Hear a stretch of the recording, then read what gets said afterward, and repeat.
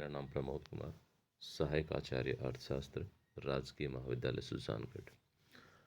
आज हम पढ़ने जा रहे हैं व्यष्टि अर्थशास्त्र के अंतर्गत पैमाने के प्रतिफल के बारे में।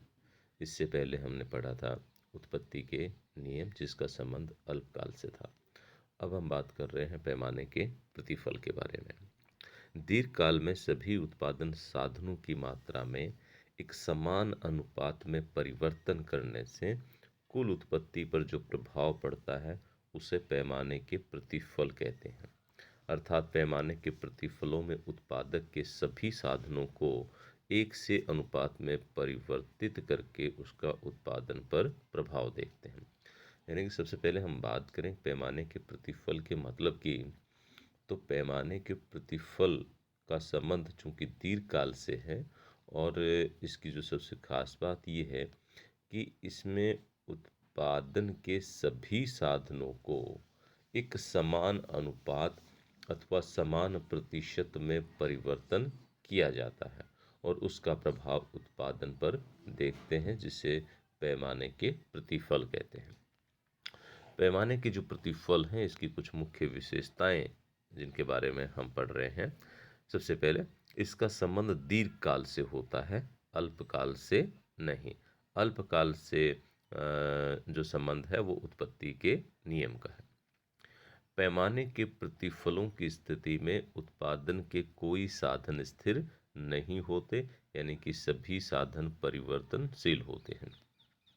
सभी साधनों की इकाइयों को समान अनुपात में परिवर्तित किया जाता है। मतलब कि यदि x और y उत्पादन के दो साधन हैं तो उनमें परिवर्तन एक ही अनुपात में होगा। x को दुगना करते हैं तो y को भी दुगना करना पड़ेगा। x में यदि 10% की वृद्धि करते हैं तो y में भी 10% की वृद्धि होगी। यानी कि साधनों को एक समान अनुपात या एक समान प्रतिशत में बदलते हैं। अब हम बात कर रहे हैं, जैसे उत्पत्ति के विभिन्न रूप थे, उसी तरीके से पैमाने के प्रतिफलों के भी विभिन्न रूप देखने को मिलते हैं और ये 3 हैं। जैसे सबसे पहले पैमाने के समान प्रतिफल। तो पैमाने के समान प्रतिफल में हम कह सकते हैं कि जिस अनुपात में सभी साधनों की मात्रा को बढ़ाई जाती है, उसी अनुपात में यदि उत्पादन में वृद्धि होती है। जैसे मान लें कि उत्पादन के सभी साधनों को दुगना किया गया और इससे उत्पादन भी दुगना बढ़ा, या यूँ कहें कि सभी साधनों की मात्रा में यदि 20% की वृद्धि हुई और इससे उत्पादन भी 20% बढ़ता है, तो ये पैमाने के समान प्रतिफल को दर्शाते हैं। और पैमाने के समान प्रतिफल की दशा में जो लागत है, जो AC है, LAC है, सॉरी, जो SAC है, जो अल्पकालीन, जो LAC है दीर्घकालीन लागत, और जो LMC है, क्योंकि इसका संबंध दीर्घकाल से है, तो LAC का मतलब है लॉन्ग रन एवरेज कॉस्ट और LMC का मतलब लॉन्ग रन मार्जिनल कॉस्ट, यानी कि दीर्घकालीन औसत लागत और दीर्घकालीन सीमांत लागत। तो जब पैमाने के समान प्रतिफल हमें प्राप्त होते हैं तो LAC इक्वल टू LMC होगा और जो वक्र होगा LAC और LMC वो OX अक्ष के समानांतर एक सीधी रेखा होगा। दूसरा जो इसके, अब हम बात कर रहे हैं पैमाने के वर्धमान प्रतिफल। और पैमाने के वर्धमान प्रतिफल में हम कह सकते हैं कि जिस अनुपात में उत्पादन के साधनों में वृद्धि की जाती है, उत्पादन यदि उससे अधिक अनुपात में बढ़ता है तो इसे पैमाने के वर्धमान प्रतिफल कहेंगे। यानी कि जैसे उत्पादन के साधनों को दुगना किया और उत्पादन यदि दुगने से अधिक बढ़ता है तो ये पैमाने के वर्धमान प्रतिफल है। जैसे उत्पादन के साधनों में 10% वृद्धि हुई और उत्पादन 10% से ज़्यादा बढ़ा, तो ऐसी स्थिति में पैमाने के वर्धमान प्रतिफल है।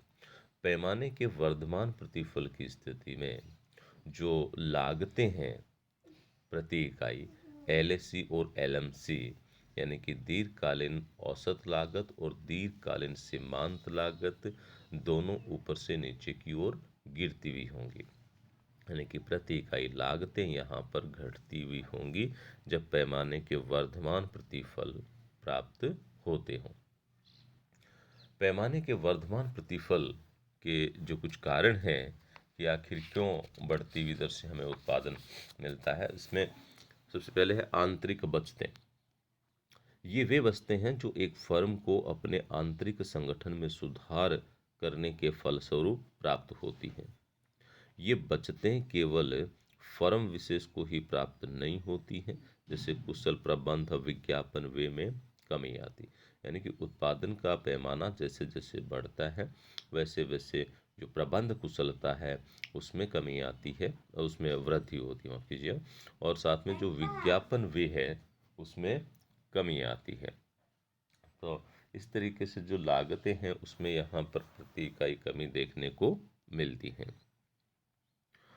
बाह्य बचतें, ये वे बचतें हैं जो किसी उद्योग की सभी इकाइयों या फर्मों को समान रूप से प्राप्त होती हैं, जैसे कुशल श्रम की सुविधा प्राप्त होती है, यातायात व संचार की सुविधा उपलब्ध होती है, सस्ती दर और पर्याप्त मात्रा में बिजली उपलब्ध हो, बीमा बैंक तथा अन्य वित्तीय संस्थाएं अधिक संख्या में खुल जाती हैं, जिससे उचित ब्याज दर पर व समय पर पर्याप्त वित्तीय सुविधाएं प्राप्त हो जाती हैं। विशिष्टीकरण का फायदा होता है। उत्पादन का पैमाना बढ़ने पर उत्पादन कार्य में विशिष्टीकरण प्राप्त किया जा सकता है। इससे विशिष्ट साधनों की कुशलता बढ़ती है, यानी कि उत्पादकता बढ़ती है और प्रति इकाई जो लागतें हैं वो कम होती हैं फर्म की।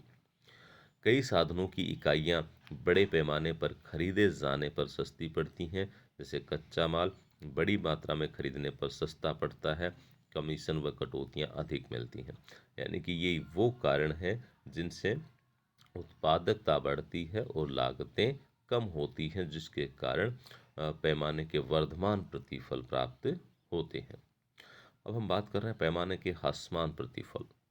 जिस अनुपात में साधनों की मात्रा बढ़ाई जाती है उससे कम अनुपात में यदि उत्पादन की मात्रा बढ़ती है तो इसे पैमाने के ह्रासमान प्रतिफल कहते हैं।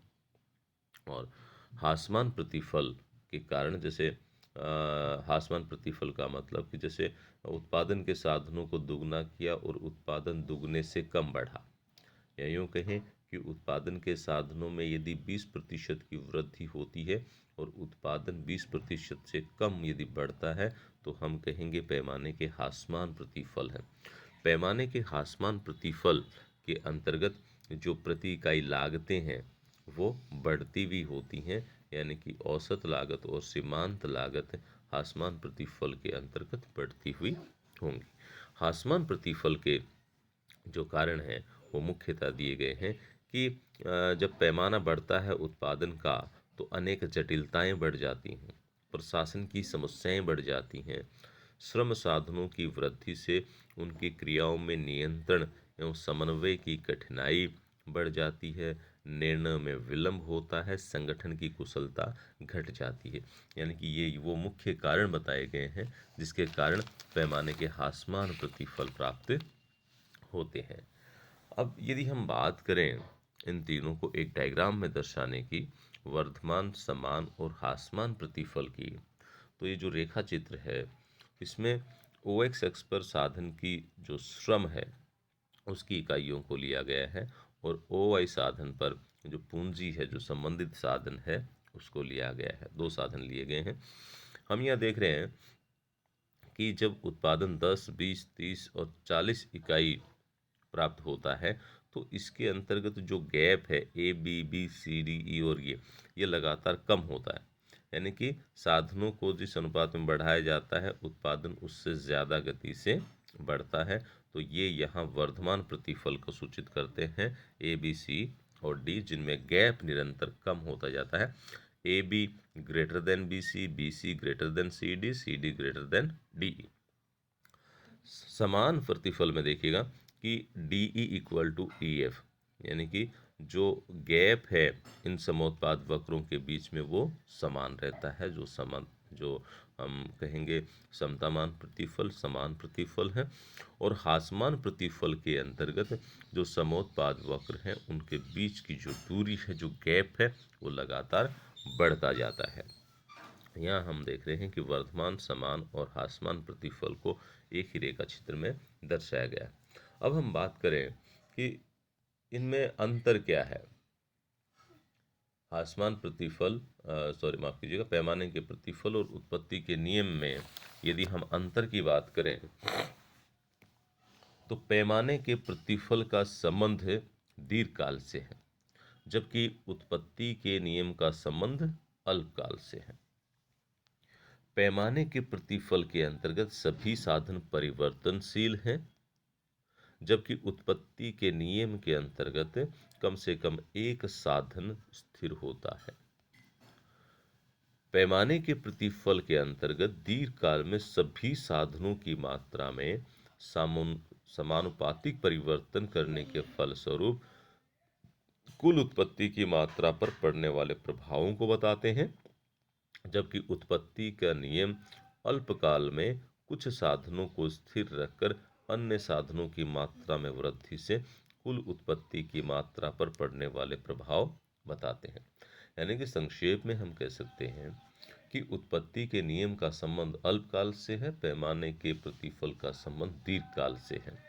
उत्पत्ति के नियम के अंतर्गत सभी साधनों की मात्रा में परिवर्तन नहीं होता, कम से कम एक साधन स्थिर होता है, जबकि पैमाने के प्रतिफल के अंतर्गत उत्पादन के सभी साधनों की मात्रा में परिवर्तन होता है। और ख़ास बात यह है कि पैमाने के प्रतिफल के अंतर्गत सभी साधनों की मात्रा में एक समान अनुपात में परिवर्तन होता है और उसका प्रभाव उत्पादन पर देखते हैं और उसको हम पैमाने के प्रतिफल कहते हैं।